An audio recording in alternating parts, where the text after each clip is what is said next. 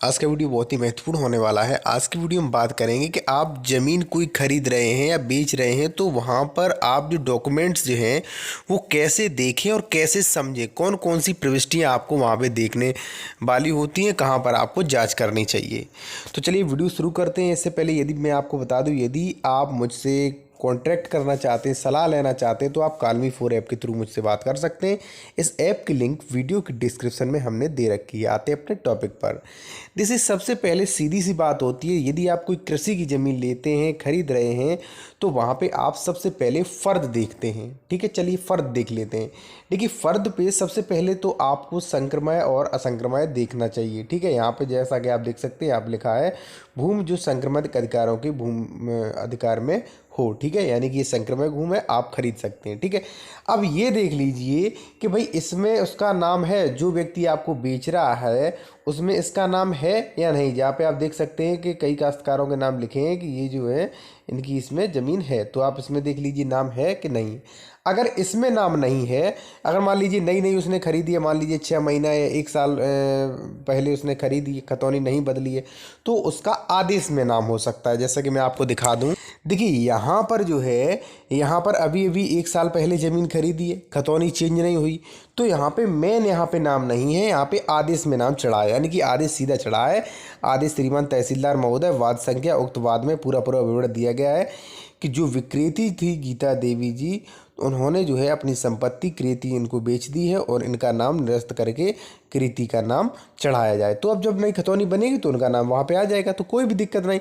यदि किसी का आदेश में नाम है तो कोई भी दिक्कत नहीं, आप संपत्ति खरीद सकते हैं। ठीक है, दूसरी बात यह है कि इस ज़मीन पे कोई विवाद तो नहीं, ये भी आप फ़र्द से चेक कर सकते हैं। ठीक है, वीडियो स्किप ना करें, बहुत ही अच्छी जानकारी है। देखिए अब जैसे मान लीजिए आपको डाउट है फ़र्द में, ठीक है, तो यहाँ पे जो है आप ऑनलाइन चेक कर सकते हैं। देख सकते हैं आप कैसे चेक करें। देखिए आप अपने फ़ोन में यूपी भूलेख NIC पे जा सकते हैं। यहाँ पर 6 मी यानी कि जो गाटा संख्या उस पर आप क्लिक करेंगे, रेड कलर से लिखा होता है। ठीक है, जो गाटा संख्या उस पर क्लिक करेंगे, उसके बाद यहाँ पे देख सकते हैं, यहाँ पे कई चीज़ें हैं, सार्वजनिक संपत्ति विवरण देखें, ठीक है, भूमाफिया और ये है, ठीक है, भू गाठे का वादग्रस्त होने की स्थिति सबसे ऊपर है। यहाँ पे आप क्लिक करेंगे, जैसे ही आप क्लिक करेंगे वहाँ पे विवाद की ग्रस्त, जो भी विवाद होगा उस ज़मीन पर, जो भी होगा मैटर कोई, वो आपके सामने आ जाएगा। ठीक है, चलिए देखते हैं, साइड ओपन हो रही है। देखिए मैं आपको कई तरीके बताऊंगा, ज़रूरी नहीं कि आप इसी से आपका डाउट सॉल्व हो जाए। ठीक है, ये प्राइमरी मेथड है, यहाँ से मान लीजिए आपका क्लियर हो रहा है तो ठीक है, वरना आपको आगे भी बता रहा हूँ। ठीक है, ये आपका यहाँ से पता चल गया ये ज़मीन जो है विवादग्रस्त है, या मान लीजिए इस ज़मीन पर दाखिल खारिज का किसी ने मुकदमा किया था। ठीक है, अब आपको देखनी है रजिस्ट्री।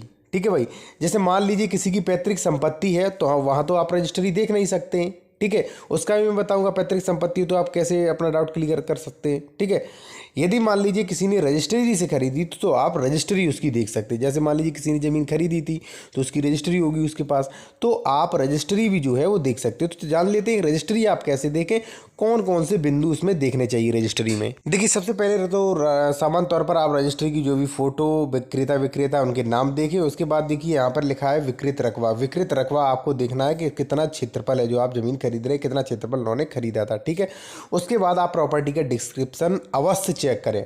रजिस्ट्री देखने का मतलब है प्रॉपर्टी डिस्क्रिप्शन चेक करना कि इन्होंने कौन से गाटा में ज़मीन खरीदी, कितने क्षेत्रफल ज़मीन है, ज़मीन का एरिया कितने हैं, यहाँ पे चौबद्दी भी दी जाती है, वो भी आप देख सकते हैं।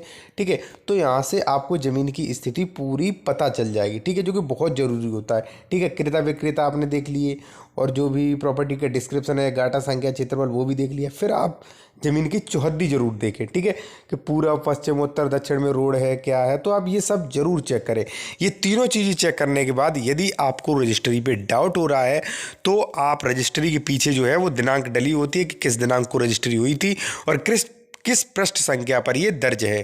ठीक है, उसके बाद यदि मान लीजिए आपको डाउट है तो वो दिनांक लेके, आप पृष्ठ संख्या लेके आप जा सकते हैं रजिस्ट्री ऑफिस। वहाँ पे आप रजिस्टर उठा के चेक कर सकते हैं उसी वर्ष का और उसी मौजे का, उसी क्षेत्र का जो रजिस्टर है वहाँ पे आप चेक कर सकते हैं कि भाई ये जो भी ये प्रॉपर्टी है ये वास्तव में रजिस्ट्री हुई है ये वाली कि नहीं हुई है। ठीक है, तो वहाँ पर जब आप रजिस्ट्री में चेक करेंगे तो वहाँ पर आपको सब कुछ लिखा मिल जाएगा। ठीक है, कौन क्रेता था, कौन विक्रेता था, कौन गवाह थे और कितनी संपत्ति बेची गई है, किस गाटा संख्या में बेची गई, उस रजिस्टर पे लिखा हुआ आपको सब कुछ मिल जाएगा। यदि आपको प्रमाण चाहिए तो वहाँ पे कुछ फीस लगेगी और आपका शपथ पत्र लिया जाएगा और प्रमाण भी दे दिया जाएगा। लेकिन आपको वहाँ पे रजिस्ट्री ऑफिस में प्रमाण लेने की जरूरत नहीं। आपको किसी भी रजिस्ट्री पे डाउट होता है तो आप रजिस्ट्री ऑफिस में चले जाए, वहाँ पे गाटा संख्या, खाता संख्या, कितना क्षेत्रफल, कौन क्रेता विक्रेता, सब कुछ दिखेगा, आपका फ्री में दिख जाएगा। ठीक है। इसके बाद भी यदि आपको डाउट होता है, देखिए इसके बाद भी आपको डाउट होता है, मान लीजिए आप जाना नहीं चाहते हैं, तो आप ऑनलाइन अपने फ़ोन में ऑनलाइन चेक कर सकते हैं कि रजिस्ट्री सही है या नहीं। 2017 के बाद यदि रजिस्ट्री हुई है तो आप फ़ोन से घर बैठे आप देख सकते हैं। चलिए जान लेते हैं आप कैसे देख सकते हैं। देखिए अब आप ये भी समझ लीजिए, ये जो है ये रजिस्ट्री के लिए है। जैसे मान लीजिए आपने दोनों सभी चीज़ें देख ली, फिर आप रजिस्ट्री भी देख सकते हैं ऑनलाइन। ठीक है। जैसे आप रजिस्ट्री देख सकते हैं कि इस साल कोई इस गाटे में कितनी रजिस्ट्रियाँ हुई, ये गाटा संख्या जो है इसमें कितनी रजिस्ट्रियाँ हुई हैं। ठीक है। मैं इसकी लिंक दे दूंगा आपको। ठीक है। यहाँ पे अपना जनपद सेलेक्ट करना है, यहाँ पे अपने गाटा संख्या, यहाँ पे अपना जो भी रजिस्ट्री ऑफिस हो, जहाँ पे कार्यालय हो आपका, वो सेलेक्ट करना है। यहाँ पे अपना ग्राम मोहल्ला सब सेलेक्ट करना है और यहाँ पे वर्ष सेलेक्ट करना है। ठीक है। आपको जिस वर्ष का देखना है, ठीक है, आपको पिछला देखना है या अभी का देखना है तत्काल, कि इस गाटे में कहीं और भी तो रजिस्ट्रियाँ नहीं हुई हैं तो कहाँ कहाँ हुई हैं। ठीक है। तो जैसे मान लीजिए हमने 2020 का जो है वो सेलेक्ट किया।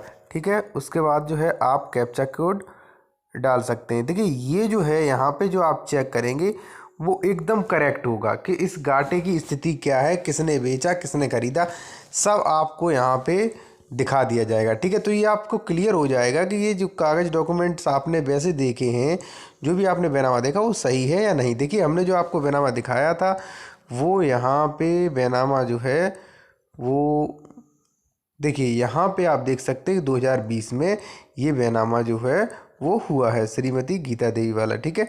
अब आप देख सकते हैं ये जो बैनामा है ये ऑनलाइन भी शो कर रहा है।